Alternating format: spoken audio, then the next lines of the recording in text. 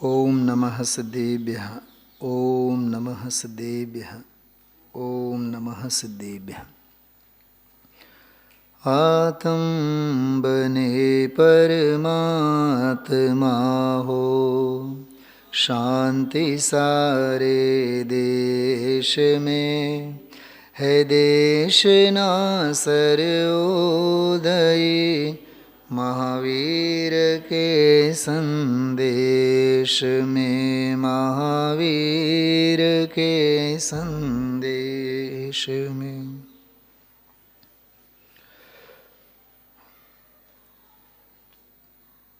આપણે જ્યારે માર્ગની વાત કરીએ, લૌકિક જીવનમાં પણ અને ધાર્મિક જીવનમાં પણ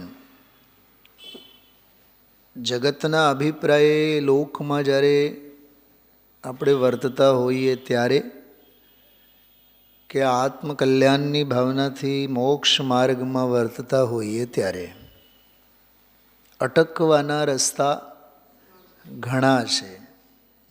પામવાનો પંથ તો એક જ છે.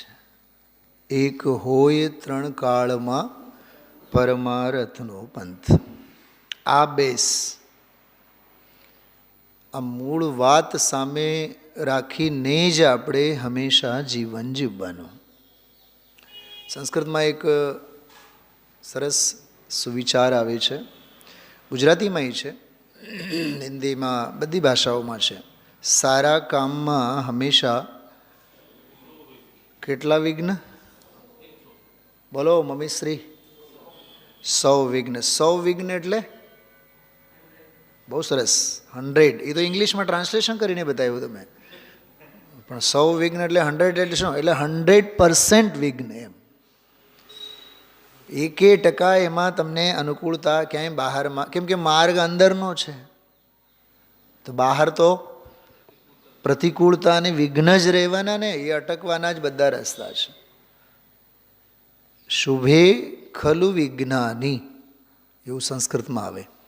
શુભ કાર્યમાં 100 વિઘ્ન.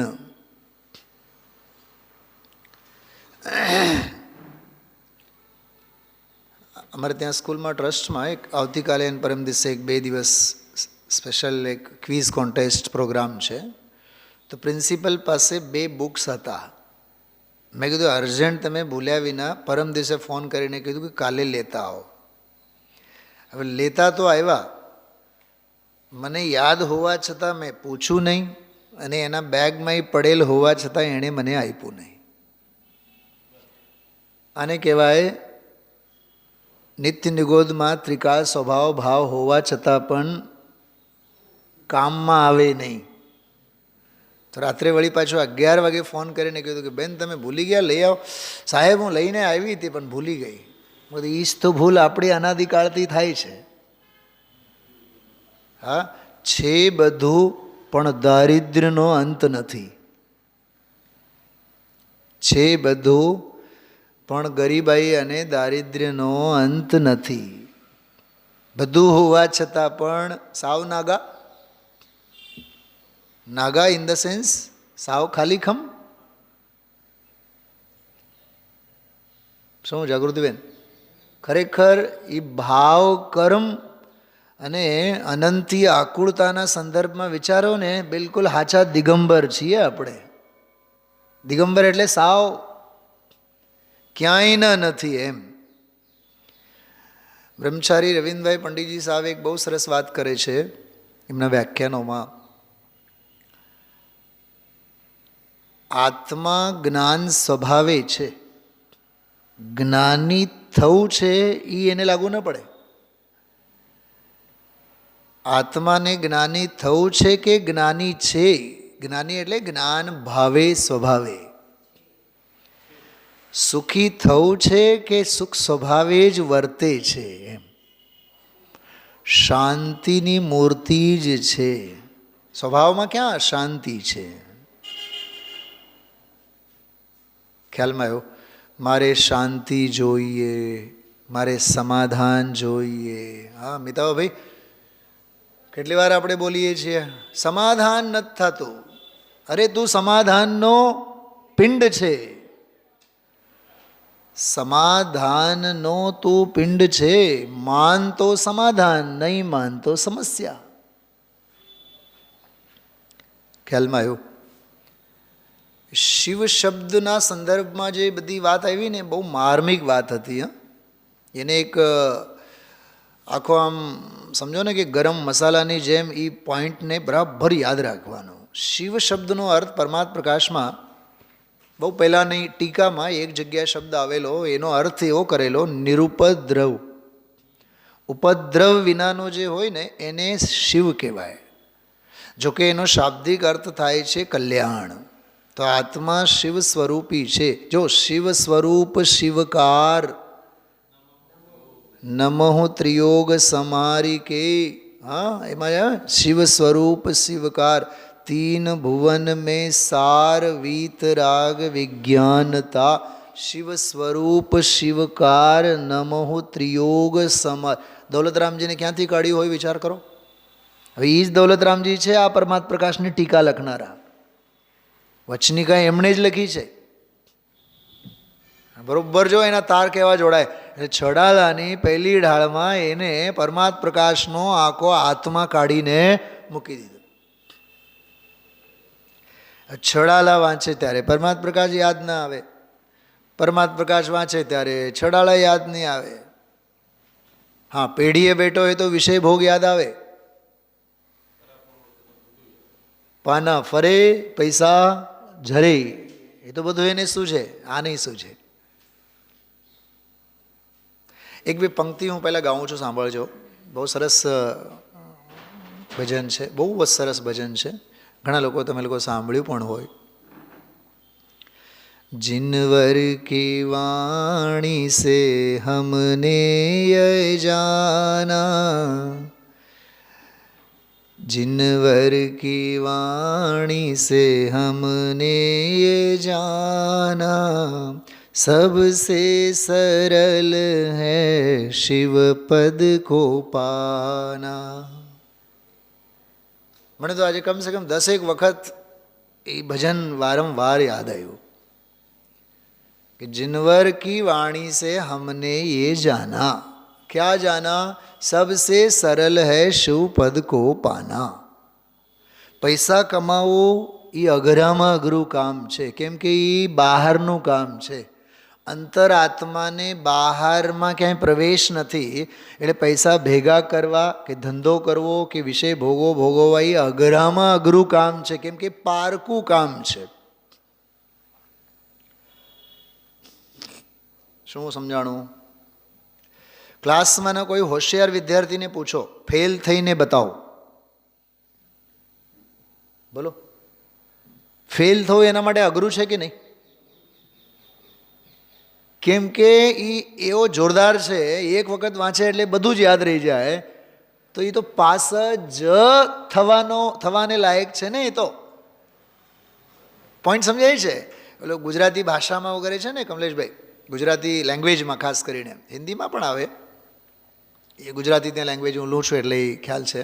એક જોડણી સુધારો આવે, જોડણી સુધારો. કેકા શાસ્ત્રીએ તો 2000 પાનાનો જોડણી કોષ, જોડણી કોષ એટલે 10-20 હજાર એવા શબ્દો કે જેની જોડણીમાં જનરલી બધા બોલવામાં લખવામાં ભૂલો કરે છે. જેમ કે સંબંધ લખી બતાવો તો કેવું લખો છો તમે? સંબંધ. હવે લખીએ છીએ સાચું, બોલીએ છીએ ખોટું. લખીએ છીએ સંબંધ, સની માથે મીંડું, બની માથે મીંડું, પણ બોલીએ છીએ કેવું? બોલીએ છીએ ખોટું. સંબંધ, સની માથે મીંડું છે એને તો આપણે ઘોળીને પી જઈએ છીએ. જો કે ઓરિજિનલ શબ્દમાં જ છે સંબંધ, સારી રીતે બંધાયેલો. આપણે નથી કહેતા હા અમારા સંબંધી છે, તો સંબંધી છે. લખાય કંઈક, બોલાય કંઈક, આવી રીતે જોડણી કોષ. કમસે કમ 40 લાખ શબ્દો છે એમાં, કમસે કમ. જોડણી કોષ, વનૌષધિ કોષ, અનુપ્રાસ કોષ, વ્યુત્પત્તિ કોષ. ધોરણ 10 ભણેલ કેકા શાસ્ત્રીએ ડિક્શનરીઓ લખી છે, બુક્સ નહીં. બુક્સ તો છે જ, 250થી વધારે તો બુક્સ છે, 1500-2000થી વધારે તો આર્ટિકલ્સ લખેલા છે. શું સાંભળો છો? ખ્યાલમાં આવે છે? તો વ્યુત્પત્તિ કોષની જ્યારે વાત કરે ને તો શિવ શબ્દનો અર્થ આવે નિરુપદ્રવ, ઉપદ્રવ રહિત, નિરુપદ્રવ. સાતમી ગાથા મને આજે બહુ યાદ આવી પ્રવચન સારની. શલાબેન, કા મોહ અને ક્ષોભ એનું નામ ઉપદ્રવ. એમાં નથી લખ્યું, હું અર્થ સંધિ કરું છું. મોહ અને ક્ષોભથી રહિત આત્મ પરિણામથી ચારિત્ર છે. ચારિત્રમ ખલુ ધમ્મો, ચારિત્ર જ ખરેખર ધર્મ છે. ધર્મ સમતા ભાવ છે. તે સમતા ભાવ મોહ અને ક્ષોભ રહિત આત્મ પરિણામ છે. ક્યાંથી ક્યાં વાત પહોંચી જો? તો મોહ અને ક્ષોભ, મોહ એટલે મિથ્યાત્વ, વિપરીતતા, દૃષ્ટિની વિપરીતતા. આજે ગુરુદેવશ્રી બોલતા હતા ને, 2-3 વખત બોલ્યા, જ્યાં જ્યાં શબ્દે શબ્દમાં વાંધા. અને અહીંયા જીનવાણીમાં જનાગમમાં શબ્દે શબ્દમાં સમાધાન. કા મહાપુરુષને શબ્દે શબ્દમાં સમાધાન દેખાય અને દુનિયાને વાતે વાતે વિવાદ અને વાંધા દેખાય. મને તો ત્યારે નાટક સમય સારે યાદ આવ્યું, ઠોર ઠોર ઠાનત બખાનત ભરમ રૂપ. ઘણા એવા મગજ હોય છે, ઘણા એવા મગજ એ મળે ને એટલે આખા દિવસની આપણી સુખ અને ચૈન બધું છીનવાઈ જાય. અને કોઈ એવા જીવો મળે એ ઘડીક માટે મળે અને આખા દિવસમાં સાતા વળે. તમારે અમદાવાદમાં થતું હશે કે નહીં આવું? હા, કેટલાક જીવો એવા હોય એટલે એ સામેથી આવે ને મગજમારીવાળા તો આપણે રસ્તો, કેમ કે મોટા ઓકળા જ હોય, આખો ઉપયોગને ખાઈ જાય, ગળી જાય અજગરની જેમ. બોલો ભાભીશ્રી, તો કેટલું જીવવું અઘરું છે બહાર. આંખ ખોલો એટલે સંસાર, આંખ ખુલે એટલે બહારમાં વિષય કષાય મગર મોહ ફાડે. અજગર, ક્યાંથી આવો છો? ઠંડી કેમ છે? પણ શું લેવું દેવું ભાઈ? હા, અરે સ્વામીજીને સાંભળ્યા, સાતા વળી, તત્વ મળ્યું. હા, હવે આત્મ ભાવના ભાવતા, બસ એની ભાવના ભાવો. ખ્યાલમાં આવે છે?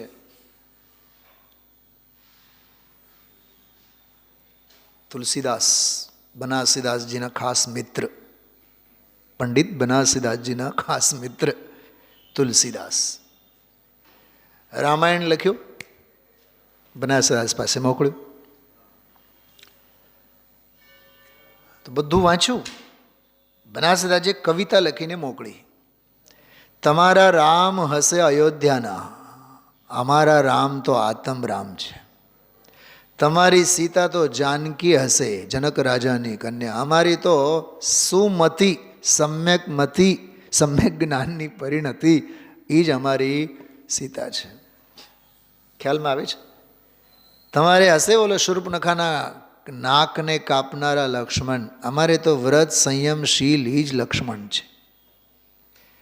એ બધું જબરદસ્ત રૂપક લખીને વિરાજે રામાયણ ઘટમાહી.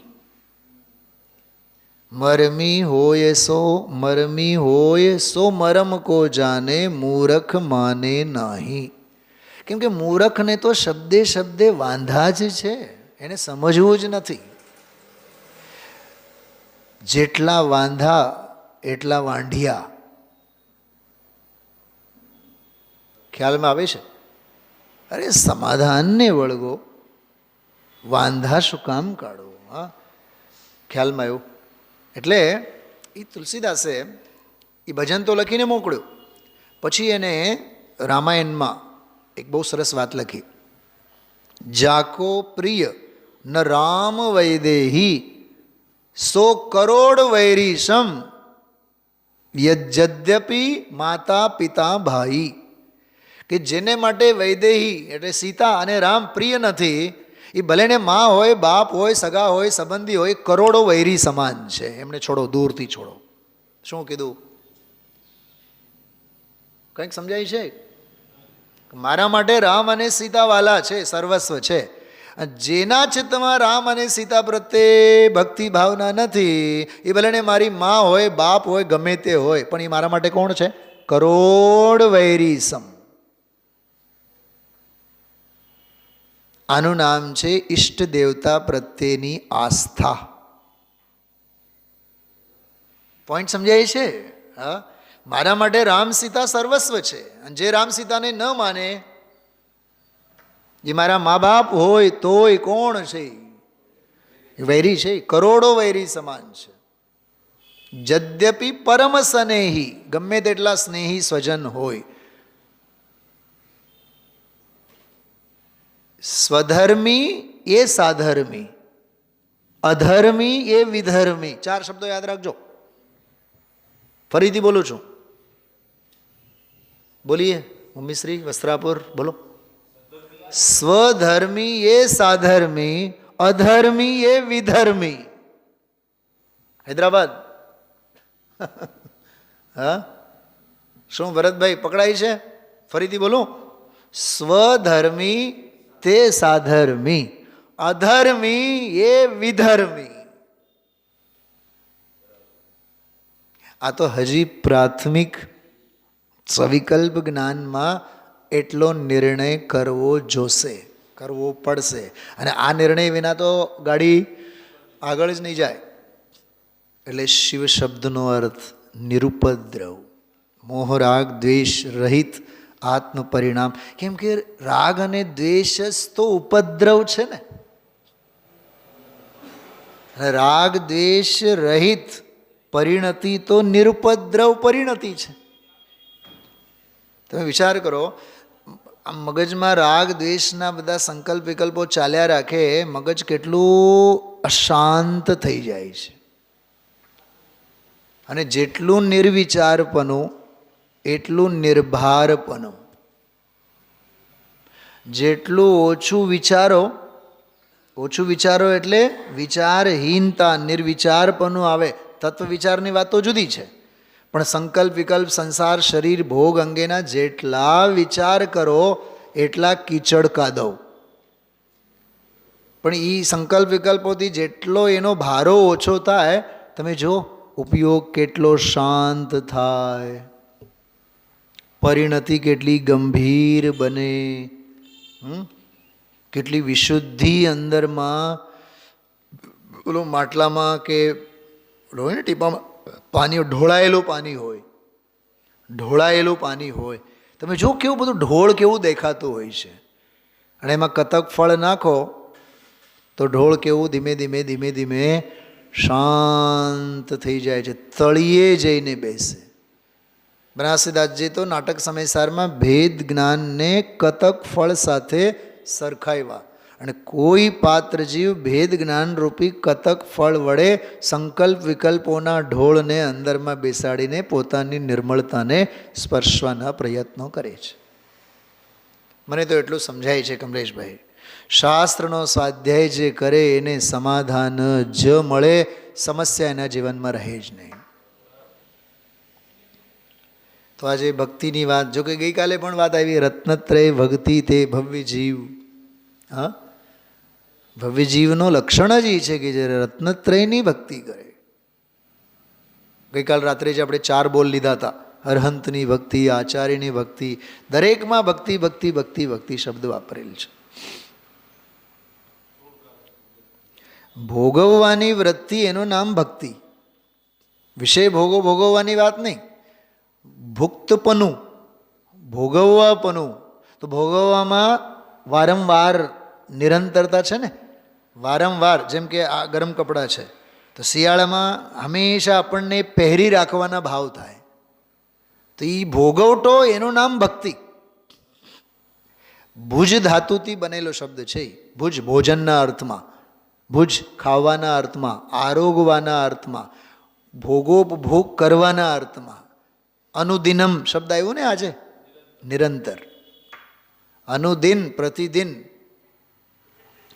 ચલો, આ ભક્તિ અધિકારમાં જે ભક્તિને યાદ કર્યા, દુનિયા તો માને કે ભાઈ અનંતની ભક્તિ, પરની ભક્તિ, આ પરમાર્થ ભક્તિ આ છે, જે શ્રાવકોને પણ હોય અને શ્રમણોને પણ. જો કે આ મુનિરાજની જ મુખ્યતા એ છે, પણ જો 134, 35, 36, 37, 38, 39, 40, બસ આ પરમ ભક્તિ અધિકાર પૂરું. આટલી જ ગાથાઓમાં ભક્તિ. પાઠ કરીએ આપણે. શ્રાવક શ્રમણ સમ્યક્ત જ્ઞાન ચરિત્રની ભક્તિ કરે, નિર્વાણની છે ભક્તિ તેને જીન દેવો કહે. વળી મોક્ષગત પુરુષોત્તણો ગુણ ભેદ જાણી તેમની, જે પરમ ભક્તિ કરે કહી શિવ ભક્તિ ત્યાં વ્યવહારથી.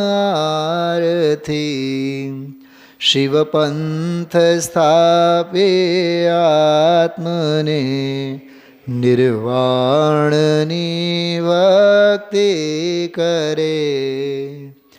એતે કારણે અસહાય ગુણ નિજ આત્મને આત્માવરે.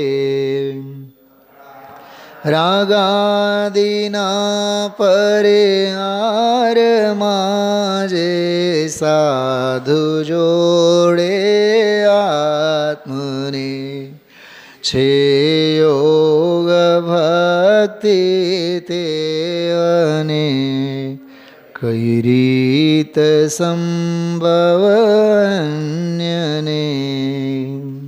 સગળા વિકલ્પ અભાવમાં જે સાધુ જોડે આત્મને, છે યોગ ભક્તિ તે અને કઈ રીત સંભવ અન્યને. વિપરીત આગ્રહ છોડીને જેના વિહિત તત્વો વિશે, જે જીવ જોડે આત્મને નિજ ભાવ તેનો યોગ છે. વૃષભાદે જિનવર એ રીતે કરે, શ્રેષ્ઠ ભક્તિ યોગની. શિવ સૌખ્ય પામ્યા તેથી કરતું ભક્તિ ઉત્તમ યોગની. શિવ સૌખ્ય પામ્યા તેથી કરતું ભક્તિ ઉત્તમ યોગની.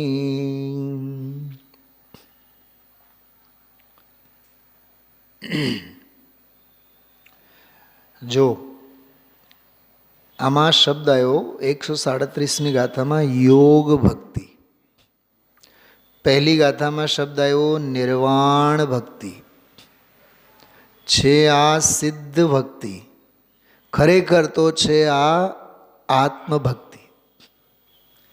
નિયમસારનો જ્યારે ક્રમમાં સ્વાધ્યાય આપણો ચાલેલો ને ત્યારે ખૂબ 16 કળાએ ખીલીને બધી વાત આપણે કરી હતી. અધિકારનું નામ છે પરમ ભક્તિ, છે પરમાત્મ ભક્તિ, કાઢવાનું છે આત્મભક્તિ, સમજાય છે. આખી વિધિ છે યોગ ભક્તિ. હજી થોડોક વિસ્તારથી કહીએ તો કહીએ રત્નત્રય ભક્તિ. આમાં જો આવ્યું રત્નત્રય ભક્તિ ક્યાં આવી? જો આમાં આ વળી મોક્ષગત પુરુષોત્તણો ગુણભેદ જાણી તેમની, અથવા પહેલી પંક્તિમાં શ્રાવક શ્રમણ સમ્યક્ત્વ જ્ઞાન ચારિત્રની ભક્તિ કરે. અને આજનું પ્રવચન ધ્યાનથી સાંભળ્યું હોય, પર્યાય નયે રત્નત્રયની વાત છે, પણ અભેદ ભાવે તો આત્માની વાત છે. વ્યવહારે અર્હંતાદિકની એક નાનકડા ફકરામાં 4-5 લીટીમાં બધી વાત આવી. પરમાત્માની ભક્તિ વ્યવહાર ભક્તિ, રત્નત્રયરૂપ ભક્તિ એ વ્યવહાર ભક્તિ છે, કેમ કે એ અધ્યાત્મનો વ્યવહાર છે. સદ્ભૂત વ્યવહાર નહીં એવું બહુ સરસ ગુરુદેવ શ્રી એક શબ્દનો પ્રયોગ કર્યો. એમાં 6-7મા ગુણસ્થાનના સંદર્ભ અતિશય ઝીણી વાત હતી. 6 ગુણસ્થાનમાં જે શુદ્ધ ભાવ છે એ પરિણતિ રૂપે છે. ઉપયોગ તો શુભોપયોગ છે. જગુબેન, એમાં બહુ રહસ્ય છે. 6 ગુણસ્થાનનું નામ શું? પ્રમત. તો પ્રમત એટલે ગાંડપણું. તો ગાંડપણામાં નિર્મળતા ક્યાંથી હોય? છે ને. ઉપયોગ રૂપે નથી, પરિણતિ રૂપે છે. બોલો સાહેબ, શું કીધું? 6 ગુણસ્થાને શુદ્ધોપયોગ પરિણતિ રૂપે, 7મે ગુણસ્થાને શુભોપયોગ પરિણતિ રૂપે. શું કીધું? પકડાનો.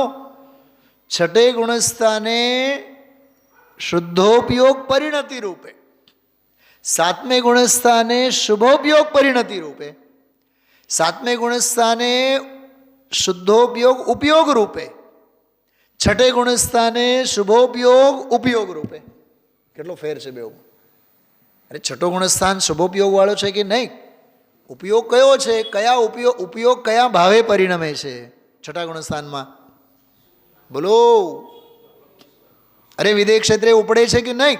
સમય સારાથી લખે છે કે નહીં? તો ઉપયોગ કયો છે? શુભોપયોગ રૂપ છે. પણ પરિણતિ શુદ્ધોપયોગ. શુદ્ધ પરિણતિ, ઉપયોગ શુભ. આગળના ગુણસ્થાનોમાં ભૂમિકા પ્રમાણે ઉપયોગ તો શુદ્ધ પણ પરિણતિ શુભ.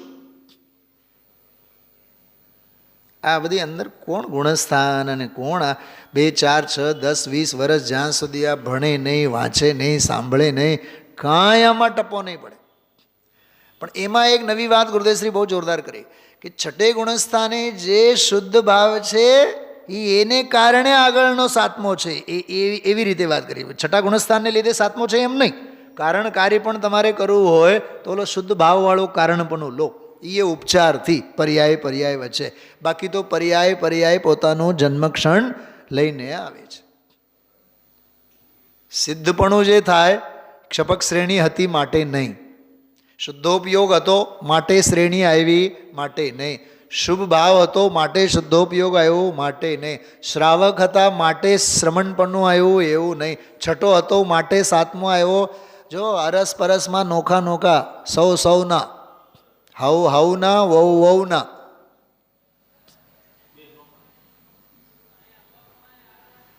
શું છે આ બધું?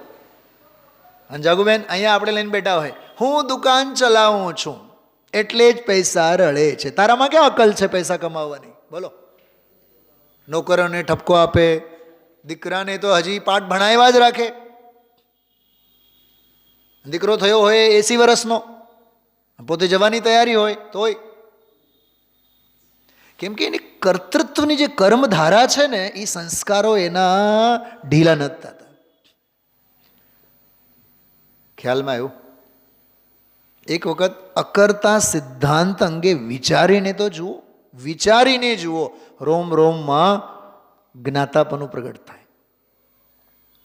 પણ અહીંયા તો હું કરું એ જ જ્ઞાન છે, મારા વગર તો થાય નહીં, હું કરું તો જ થાય. એ તો એવા જ થયા. મેં તો રિઝાઇન તો 10 વખત આપ્યા પણ સાહેબો માનતા જ. તને કોણે કીધું છે ચોટીને રહેવા માટે? ફેંક ને તું.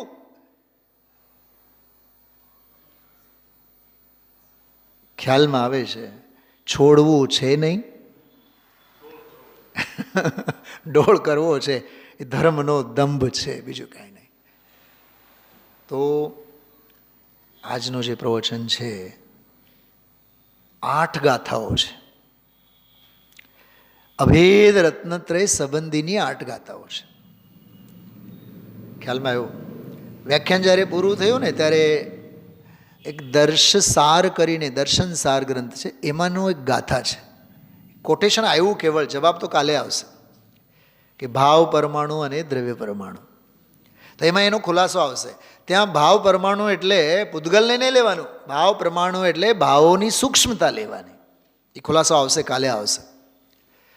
અને પછી સમાધિ શતકમાંની એક ગાથા આવશે, આત્મા આત્માને આત્માથી આત્મા માટે આત્મામાં જ આત્મામાંથી જે ભાવે ધ્યાવે એ સ્વયંભૂ.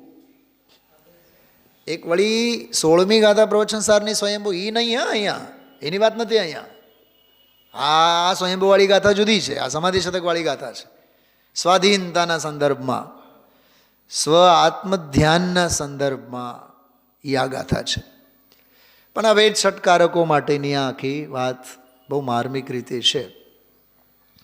તો આજે આપણે ભક્તિ, પરમ ભક્તિ અધિકારમાં નિયમસારમાં રત્નત્રયની ભક્તિ, રત્નત્રય સ્વભાવ આત્માની ભક્તિ, રત્નત્રય સ્વભાવ આત્માની ભક્તિ, એવી બધી અંદરની અભેદ અનુભવની વાત, અભેદ આત્મ સ્વભાવની વાત ચાલે છે. એમાં આજે 32 અને 33 બે ગાથાઓ જો સાચી જ ગુરુદેવશ્રીના પ્રવચન સાહિત્યને જે કોઈ પણ મહાનુભાવોએ સંજ્ઞા આપી હોય, પ્રવચન રત્નાકર, ગુરુદેવશ્રીના પ્રવચનો એટલે સાક્ષાત રત્નાકર છે.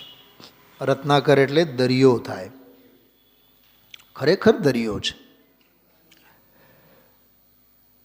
આજે વ્યાખ્યાનના શરૂઆતમાં જ 47 શક્તિઓમાં જે એક વાત આવે, એક શક્તિમાં બીજી શક્તિ નથી, એક ગુણમાં બીજા ગુણ ન હોય, પણ એક શક્તિમાં અનંતા શક્તિનો રૂપ છે.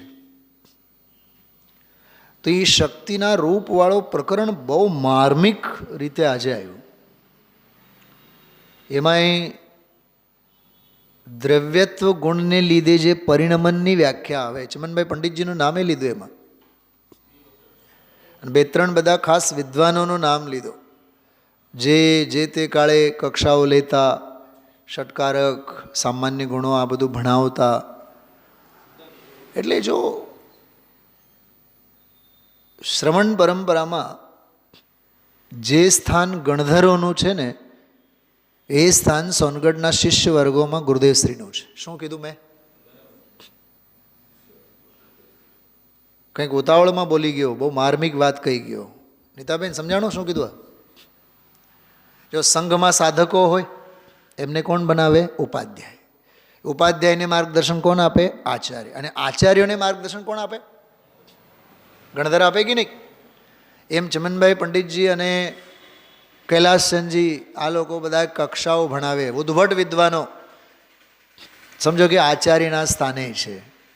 હવે એમને માર્ગદર્શન કોણ પૂરું પાડે? ગુરુદેવ. ગણધર તુલ્ય સ્થાન છે. માટે કહું છું કે હાર્દિક બાબત, મર્મની બાબત, નસ મૂળ નસને પકડવાની વાત,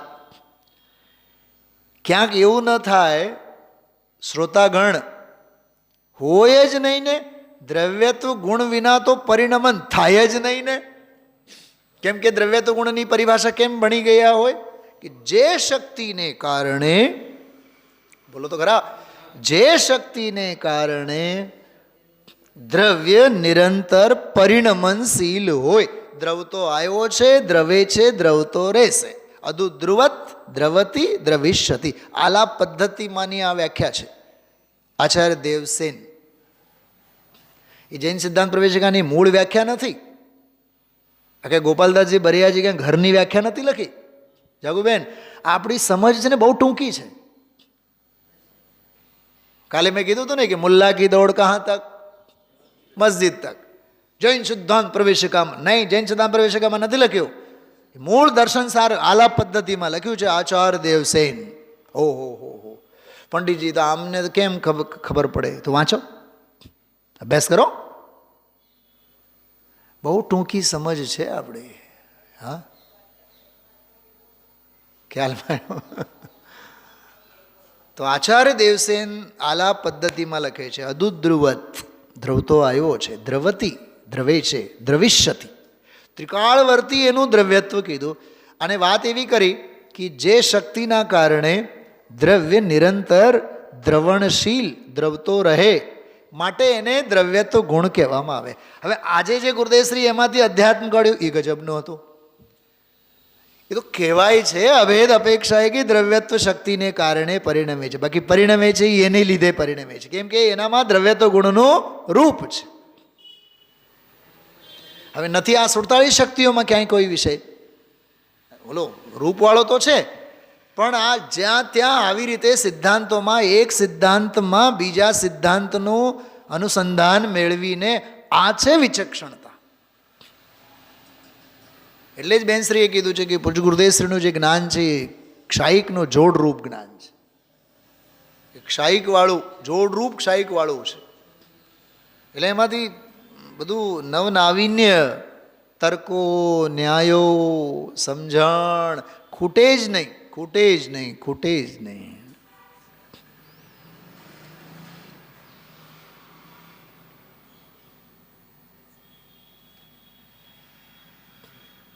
નિવૃત્તિનો મહિમા ત્યારે આવે આપણને, કાં સ્વામીજીના ચિત્તમાં આટલો અદ્ભુત તત્વનું અવગાહન, અને આપણને 6 દ્રવ્યોના નામ યાદ ન રહે.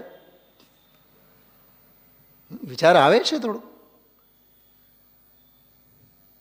અચ્છા, 6 દ્રવ્યોના નામે યાદ રહી જાય તો હું પોળો અને શેરી હાંકળી.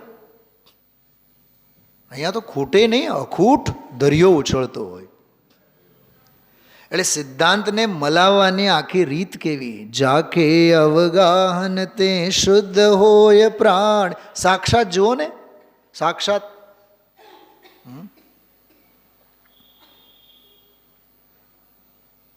બિલકુલ સરળ શબ્દોમાં કહું ને, 8-10 કલાકનો શાસ્ત્ર વાંચન જોઈએ. 2-4 કલાક તો 50 વર્ષ પહેલાનો છે. 2-4 કલાક તો શાસ્ત્ર સ્વાધ્યાય જોઈએ. હવે તો 4, 8, 10 કલાક તો શાસ્ત્ર સ્વાધ્યાય જોઈએ. આચાર્યોને વાંચો, સ્વામીજીને સમજો, આત્મામાં રમો, તો સ્વાધ્યાય સફળ થાય. ગાથા જો 32મી ગાથા. જે રયણ તૌણિમ મલૌ નાણ્ય અપો વણંતે તે આરાહય શિવપય નિયપાધ્યાયંતી. જો પરમાત્મા આટલો જ છે, નિયપાધ્યાયંતી, પોતાના આત્માને ધ્યાય છે. ખ્યાલમાં આવ્યો? આત્મ ભાવના ભાવતા યા જીવ લહે કેવળ જ્ઞાન રહે. સાંભળો, 32મી ગાથા છે આત્મ ભાવના ભાવતા, અને જીવ લહે કેવળ જ્ઞાન રે એ 33મી ગાથા. શું સમજાણો? 32મી ગાથા છે આત્મ ભાવના ભાવતા, 33મી ગાથા છે જીવ લહે કેવળ જ્ઞાન રે. એ આ 2 ગાથામાંથી હાર્દ કાઢીને કૃપાળુદેવે લખ્યું છે. આત્મ ભાવના ભાવતા જીવ લહે કેવળ જ્ઞાન રે. છે ને ગજબની બધી વાતો. હા, અચ્છા, એક ઓર થોડોક ચમત્કારિક વાત તમને કહું. જોજો હો, તમે બધા ધ્યાન આપજો. પાના નંબર 374 અથવા 375, બંને પાના ઉપર તમે એક બાજુમાં સંસ્કૃતની 1.5 લીટી જુઓ. વાંચવાની જરૂર નથી, પણ નજર ફેંકો, છે ને 1.5 લીટી છે. અને ઈને 1.5 લીટી સેમ 375 ઉપર છે. હવે જે જ્ઞાનીઓ નિર્મલ રત્નત્રયને જ આત્મા માને છે તેઓ મોક્ષ પદના આરાધક થતાં શિવ શબ્દથી વાચે એવા નિજ આત્માને ધ્યાવે છે. આમ છે એટલે આમ છે. શું કીધું?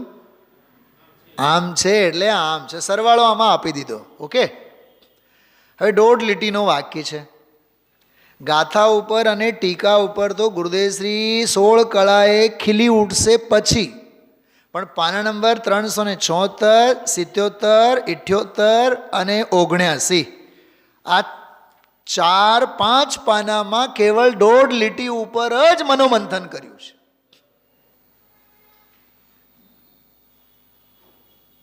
અને એ તો કેવળ પ્રવેશ દ્વાર છે, એન્ટ્રી ગેટ છે. ગાથાની એન્ટ્રી ગેટ છે, પણ એન્ટ્રીમાં જ આવીને ઊભા અને ગુરુદેવ ગીત ગાય છે. ઓહો હો દ્રષ્ટમ જિનેન્દ્ર ભવનમ ભવતાપહારી. જિનેન્દ્ર ભવનને જોતા જ ભવનો તાપ નાશ નહીં પામે છે. મને બતાવો, સવાલનો જવાબ આપો.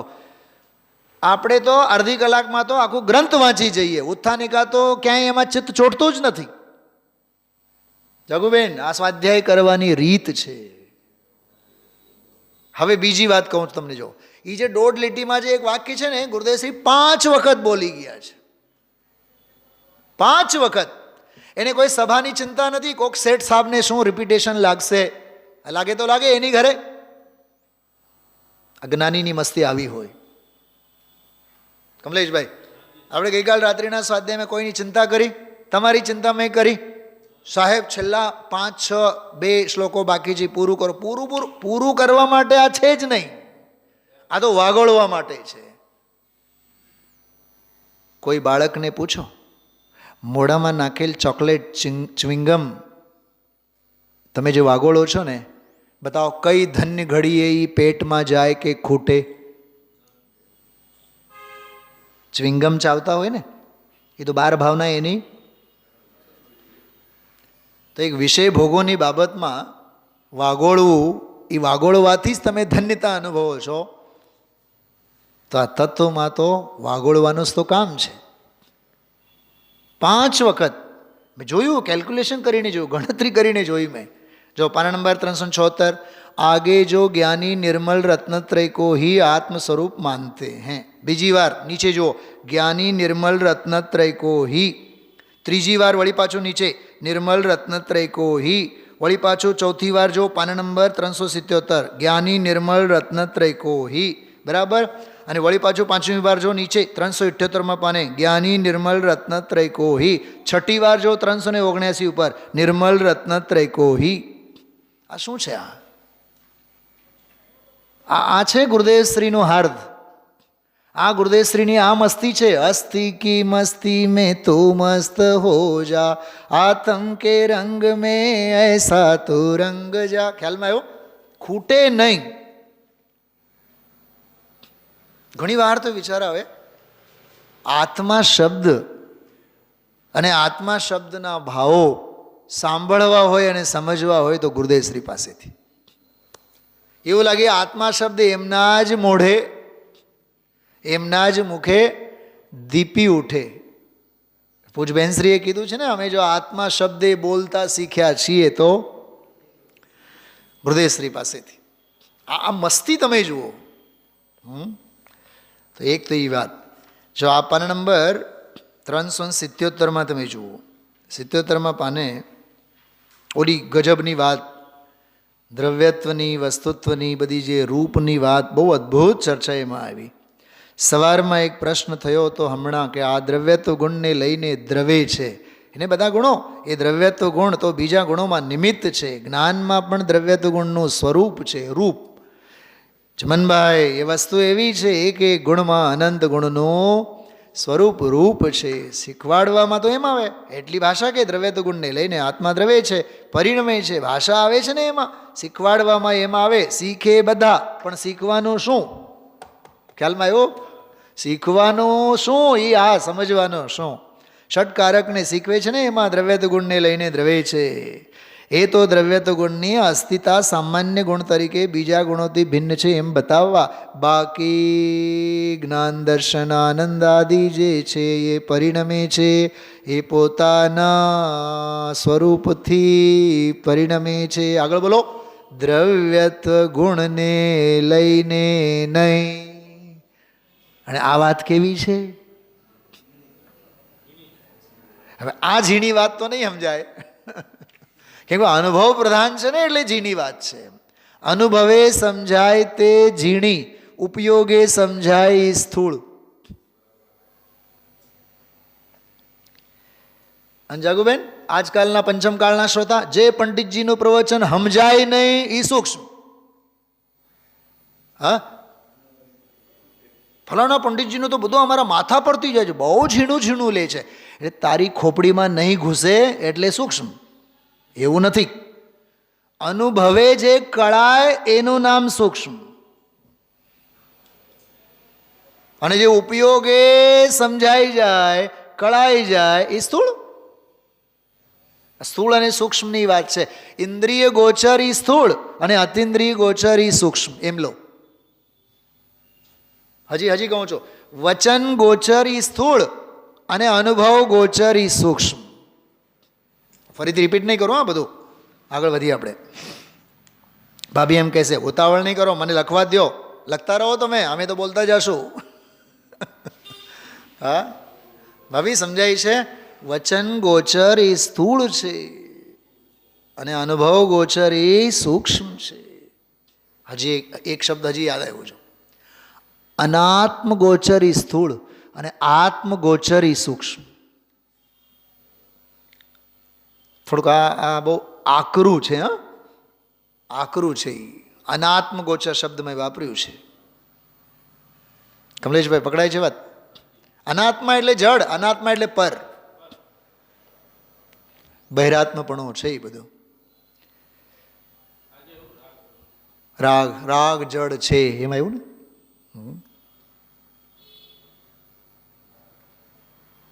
જો ચંદુભાઈ બોલ્યા આજે પણ, ખીલે બંધાવી દો. ચંદુભાઈને એનું ટેન્શન હોય સૌથી વધારે, શેલાબેન. અને આગળ એક જગ્યાએ બરાબર એવા ટાણે ચંદુભાઈનું નામ લીધું. ચંદુભાઈ, હા, ખીલે બંધાવી દો. તો ગુરુદેવશ્રી કહે છે, આ તો ઓલા સામાન્ય 6 ગુણ શીખવે છે ને, એમાં એ આવે. શીખવનાર શીખવે બધાને કે દ્રવ્યત્વ ગુણને લઈને દરેક આત્મા દ્રવે. એ વાત તો દ્રવ્યત્વ ગુણની સિદ્ધિ કરવાની વાત છે. પણ જો હવે આવ્યો જો અધ્યાત્મ, પણ એ દ્રવ્યત્વ ગુણને લઈને જ્ઞાન પરિણમે છે, આનંદ પરિણમે છે એમ નથી. દ્રવ્યત્વ ગુણનું રૂપ સ્વરૂપ જ્ઞાનમાં પણ છે, દ્રવ્યત્વ ગુણ નથી. મને એક વાત સમજાવો અથવા વિચારો આપશો, સ્વામીજી પાસેથી શીખવાનું શું છે? કમલેશભાઈ બોલતા નહીં, હું જે એક શબ્દ બોલું છું સાંભળજો. સ્વામીજી પાસેથી શીખવાનું છે કેવળ અને કેવળ અધ્યાત્મ. અધ્યાત્મ એટલે અંતરંગ વૈભવ. અંતરંગ વૈભવ એટલે એમાં બહિર્વસ્તુનો ક્યાંય કોઈ પ્રવેશ નથી.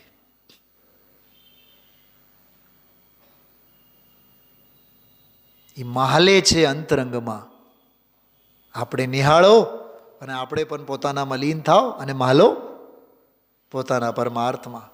એટલે જ ગુરુદેવશ્રીને આધ્યાત્મિક સત્પુરુષ કહેવામાં આવે છે. એ વિશેષણ એમને એમ નથી આપવામાં આવેલું, આધ્યાત્મિક સત્પુરુષ કીધું છે. એના માટે કોઈ લૌકિક વાત, લાગ લપેટવાળી વાત, આલી દુવાલીની વાત, માખણ ચોપડવાની વાત, બીજાને સારું લગાડવા માટેની વાત, નિમિત્તના પક્ષની વાત, વ્યવહારના પક્ષની વાત, ભેદોના પક્ષની વાત એમની પાસે નહીં મળે.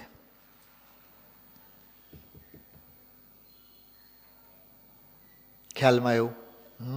જો અહીં તો સ્વરૂપની વાત ચાલે છે ને, એવું જે ત્રિકાળી સ્વરૂપ, એની શ્રદ્ધા, જ્ઞાન અને રમણતા, સમજો, એ આત્મ સ્વરૂપ છે. શું કીધું? એ આત્મ સ્વરૂપ લીધા ત્રણને, શ્રદ્ધા, જ્ઞાન અને ચારિત્ર, ત્રણેયને લીધા, પણ એ આત્મ સ્વરૂપ છે એમ કેવું છે. હવે જો વિશેષ અંતેવાસીઓને યાદ કરે છે. આ ભાઈ ગયા હશે નહીં, રાજકોટ ગયા લાલભાઈ, ભાવનગર ગયા શશીભાઈ. જો ગયેલા જીવોનો પણ ભાગ્ય કેવો છે. સભામાંથી જે ગયા છે એ કેવા ભાગ્યશાળી છે. ગુરુદેવ સાંભળે છે, યાદ કરે છે. અને કયા ટાણે યાદ કર્યા વિચાર કરો, એ ગજબની વાત છે. કેટલી સૂક્ષ્મ વાત. કેમ કે એને ખબર છે આ સભામાં તો આવડી સૂક્ષ્મ વાત તો એવા 1, 2, 4 આંગળાના ટેરવે આપણે ગણી શકીએ એવા જીવો. એટલે જ હું કહું છું કમલેશભાઈ, જ્યારે કોઈ સાધર્મ્ય આપણને ગુરુના સ્થાને રહેલા કોઈ વિદ્વાન કે કોઈ ગુરુદેવ કે કોઈ યાદ કરે ને, સમજી લેવાનું પુણ્યના સુમેરુ પર્વત ઉછળ્યા હોય. અને હવે યાદ કરવાનું ભૂલી ગયા તો સમજી લેવાનું પાલવમાંથી પુણ્યના પરમાણુ ખરી ગયા છે.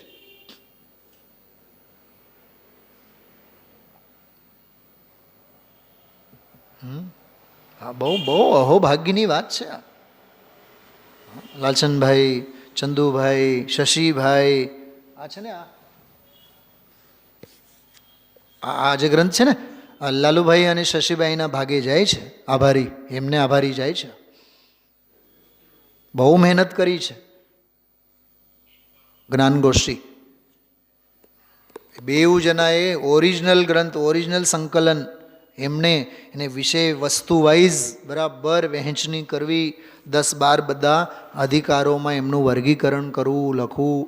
આ કેવું ગુરુદેવ જેવા વક્તા, બોલનારા બોલતા જાય સભામાં. હા, તીર્થંકર જેમ બોલતા જાય, વાણી ખરતી જાય. ગણધરો હા, ચુની ચુની અંગ રચે સુખદાની. એવું છે આ ઘાટ. ખરેખર પંચમ આ કાળમાં તો એક તીર્થંકર તુલ્ય જ કામ બધું થયેલું છે. હવે આ સિવાય તીર્થંકર તુલ્ય બીજું કામ કયું? અને આચાર્ય કલ્પ તુલ્ય કાર્ય છે.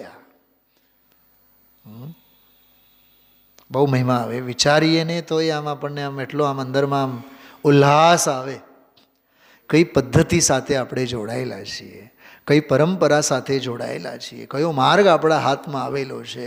તો આની સામે જગતના રાગ દેશ અને કાવા દાવા માથા ખૂટો તો આની સામે તો બધું ગણતરીમાં જ નથી. કે ઓલી પંક્તિ યાદ છે? ભૂલી ગયા.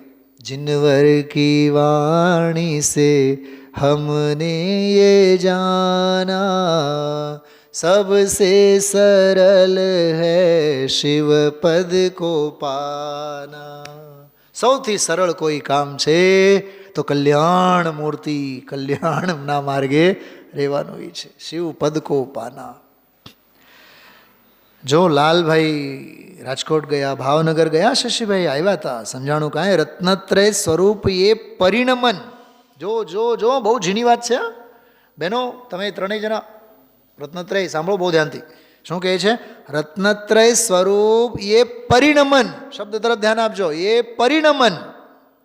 એથી અહીં કહેવું પડ્યું કે જે ત્રિકાળી વસ્તુ છે, દ્રવ્ય, શુદ્ધ ચૈતન્ય ઘન દ્રવ્ય, એનું આ સમ્યક દર્શન જ્ઞાન ચારિત્ર નિશ્ચય હો, એ એનું પરિણમન. પણ પરિણમન છે ને એટલે એ વ્યવહાર છે. શું સમજાણું? પછી કઈ બોલવાનો ભાવ નથી થતું ખરેખર. તો પરિણમન એ કીધું તો મેં 3-4 દિવસ પહેલા. પરિણમન એ વ્યવહાર, પારિણામિક એ પરમાર્થ. પરમ પારિણામિક એ તો નિષ્ક્રિય શુદ્ધ કારણ પરમાત્મા સ્વભાવ.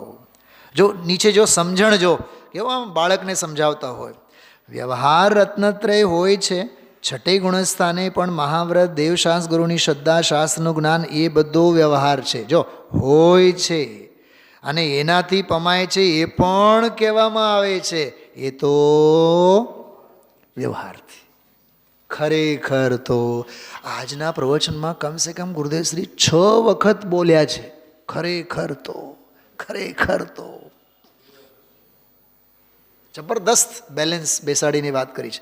ખરેખર તો શુદ્ધ નિર્મળ જે દશા છટે છે. જો અહીંયા શુદ્ધ નિર્મળ દશાને મુખ્ય કર્યું. ઓલું પ્રમત ગુણસ્થાન વાળું, હા, શુભને ગૌણ કર્યા કે એમાં જે પરિણતિવાળી વાત આવી ને હમણાં, નિર્મળ જે દશા છટે છે તેને કારણે સાતમું પ્રાપ્ત થાય છે. એ પર્યાય વચ્ચેની સંધિ અને મિત્રતા બેસાડવા માટે એ પણ વ્યવહાર છે. જો ભૂલાય નહીં ગુરુદેવશ્રીના મુખેથી, કોઈ દી એના મગજમાંથી નહીં જાય. છઠ્ઠે ગુણસ્થાને જે દ્રવ્યનો આશ્રય હતો એથી સાતને વિશેષ આશ્રય થયો, તેથી સાતમા ગુણસ્થાનની પરિણતિ થઈ છે. એ વ્યવહાર છે. આશ્રય વધ્યો એટલે એને અહીં કયું વ્યવહારથી નિશ્ચય થાય, બસ એટલું જ છે. આ વાત આગળ પણ આખું પાનું સમજાયું છે. એમાં 56 નંબરની ગાથા પ્રવચન પંચાસ્તિકાય વિકારના ષટકારકો વિકારમાં, અને વળી પાછું પછીના ફકરામાં નિર્મળ પરિણતિના ષટકારકો એનામાં, અને બેઉમાં દ્રવ્યની ગુણની કે પરની કોઈ અપેક્ષા નથી. ટીવી સામે છે એટલે જોવાના ભાવ થયા, એ વાતમાં કોઈ માલ નથી. કેટલી સ્વાધીનતા! વિકારમાંય ષટકારક સ્વતંત્ર સ્વાધીન, નિર્વિકારમાં પણ ષટકારક સ્વતંત્ર સ્વાધીન. સાંભળજો, સમ્યક દર્શન થયું તો ત્રિકાળ ભગવાન આત્મા છે માટે સમ્યક દર્શન થયું, કે શ્રદ્ધા ગુણ ત્રિકાળી છે માટે સમ્યક દર્શન થયું એમ નથી. કેમ કે ઓલો જન્મક્ષણ ક્યાં જાય? ઓલો 99, 100, 101 વાળી ગાથા ક્યાં જાય? વસ્તુ વિજ્ઞાન સાર, પ્રવચન સાર. કયું શાસ્ત્ર વાંચીએ છીએ આપણે કમલેશભાઈ? તો આ બધું હું આવ્યું? આ પ્રવચન સાર, આ પંચાસ્તિકાય લીધું આપણે, નિયમ સાર, સમય સાર તો છે જ. તો વિચાર કરો કેવી પંચામૃતની આ ગજબની પ્રસાદી છે, 5 પરમાગમો. હા, જો આ ઓલી વાત જો, નિર્મળ પરિણતિ વાળી 378. આકુળતા કરતા નહીં, 1-2 મિનિટ પછી હું સૂચના આપીશ એટલે થોડોક તમને હા એમ થશે. નિર્મળ પરિણતિ જે વીતરાગી થાય, મળ્યું ફકરો? મળ્યું બધાને?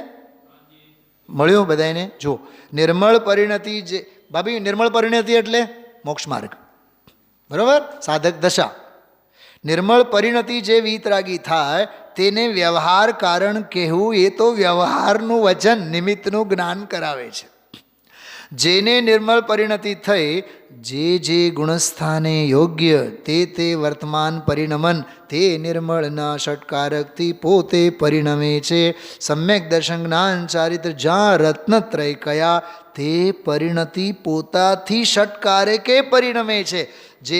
જેને દ્રવ્ય ગુણની પણ અપેક્ષા નથી, આશ્રય કહેવાય છે, એ તો લક્ષ્ય ત્યાં છે. એટલે વીતરાગ માર્ગ એટલે કે આ દિગંબર માર્ગ એટલે કે જૈન માર્ગ બહુ સૂક્ષ્મ છે.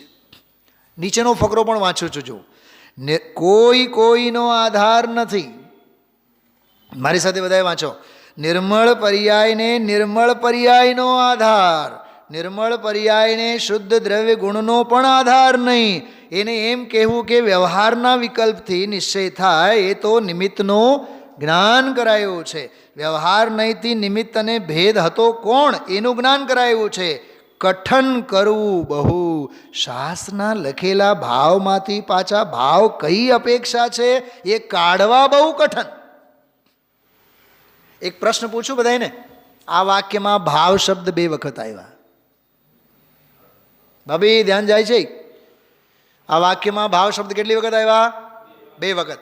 2 વખતના શબ્દોના અર્થમાં ફેર છે. ઓય કમલેશ કુમાર, પહેલો ભાવ છે એ શબ્દનો અર્થરૂપ ભાવ, અને બીજો ભાવ છે એ અર્થનો અનુભવરૂપ ભાવ.